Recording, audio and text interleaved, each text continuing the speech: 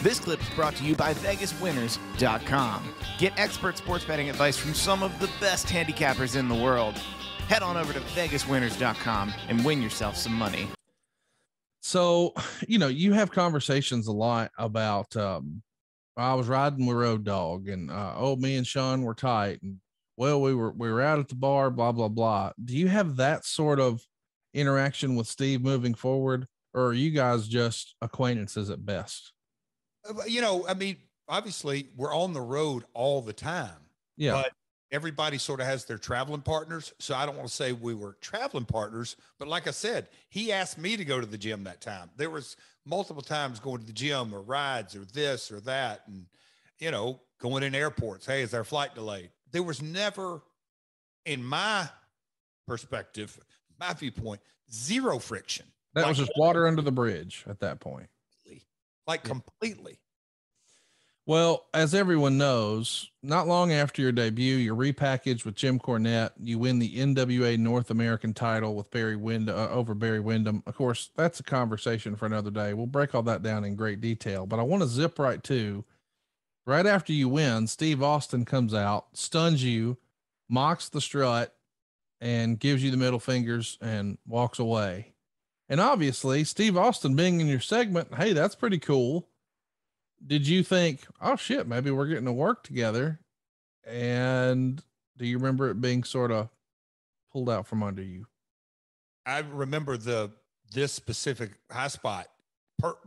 When Steve did the strut, I took it as if, all right.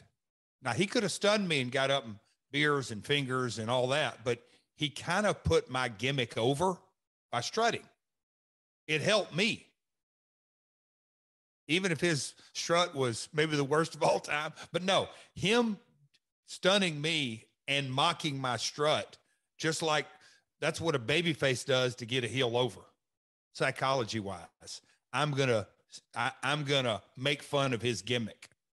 It helps me. That's the psychology of the whole deal. So when he did it, I'm like, all right. Now, did I think we were going to work a program? Absolutely not. But I thought, great piece of business.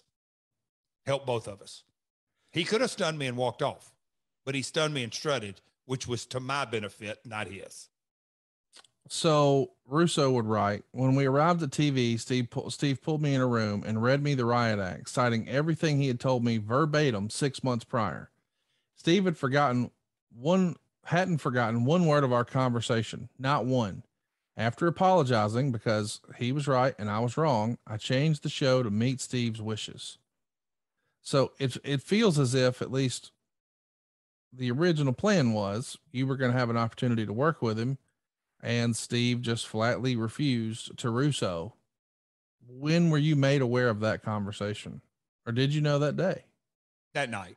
Yeah. I mean, and that's when, look, Steve was working with Kane and Taker and a lot of big guys. And I know Vince, and Vince was rightly or wrongly so, he was high on giving Austin a different type heel to work with. And that's, look, he was in charge of writing a 2-hour show, 52 weeks a year. That was his mindset. It's not like I got up on my soapbox and pitched 15 creative ideas to Vince for me to work with Austin. That would be silly. I knew it had to go through a lot of layers, but when that got, when Vince told me, I'm just like, oh boy, it's still sticking.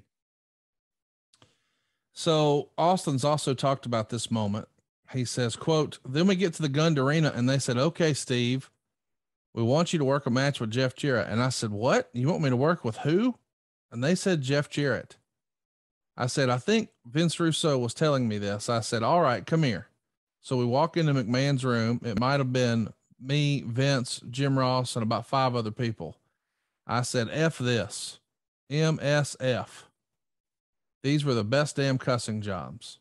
I said, I told you, son of a bitches, I never wanted to work with the guy. And now you're going to make me come here and play the bad guy. So now Steve is shot down working with you here officially. And he's even said in other interviews, this is on a Get in the Ring radio appearance that Steve did. I press pause there? What did MSF mean? I think motherfucker. I mean, he's abbreviating the bad words. MS. That's what I think S is shit and F is fuck. Yeah. Those are the other thing that jumped out on that was he said, "Make me the bad guy." How is it the bad guy when he's the top guy calling all the shots and the whole world knew that? Why does he give a shit if he's the bad guy?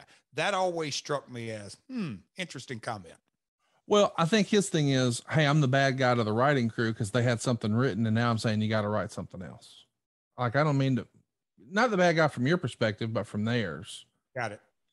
He says in a Get in the Ring radio interview, quote, Jarrett wasn't physical enough. He didn't hit the ropes hard enough. And it wasn't a case of me being able to bring him up, more of a case of him bringing me down because of how hot I was.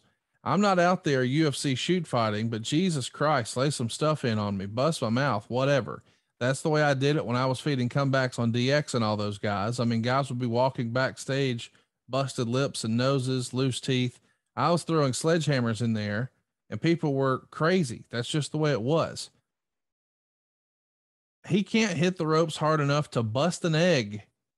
I had a violent I'm glad you laughed because I read it twice. I was like, don't laugh. Yeah. But I've never heard that before. I've heard this quote. Go ahead. He can't hit the ropes hard enough to bust an egg. I had a violent physical work style. I mean, Jesus, you want to work with me? Bring it. Woof. A lot to unpack here. You think everything's okay, and then this is years later when he's saying all of this. How did you feel when you're reading all this and hearing first of all, I could see both sides. Like, I've always thought the idea was make it look like it hurts and you don't feel a thing. I love when guys say, man, that super kick Shawn Michaels had, I never felt a thing, that sort of thing. This is a different approach. And you were probably brought up in an era where you're trying to work 7 nights a week and that lends itself to, hey, let's put on a good show, but let's live to fight another day, which is probably why however the hell old you are, you've been in wrestling 35 years, 0 surgeries.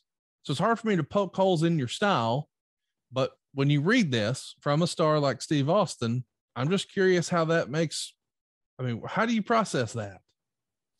I've been accused of a lot of things in my career, bad, good, up, down, but not being able to hit the ropes or break an egg or that kind of stuff. I get it. He didn't like me because of the check thing. He didn't like me at this point because of the Deborah thing. He didn't like me because of the resentment on my father and the pay. I get all that, but not liking my work style. And I can tell you. All right, let's run a timeout right now and give you a heads up. Attention sports bettors. Has anyone ever given you $1,000 before? Well, Jeff, our guest at this time, is trying to do just that. Welcome to the program, the king of Vegas sports gambling and America's odds maker. It's Wayne Allen Root. Wayne, how are you? Hey, Conrad. Hey, Jeff. I'm not trying to give you $1,000 free. I'm giving you $1,000 free at vegaswinners.com. That's my website. And I know so many people in the wrestling world love to bet on football. It's an American pastime. It's now legal in most states, a majority of American states.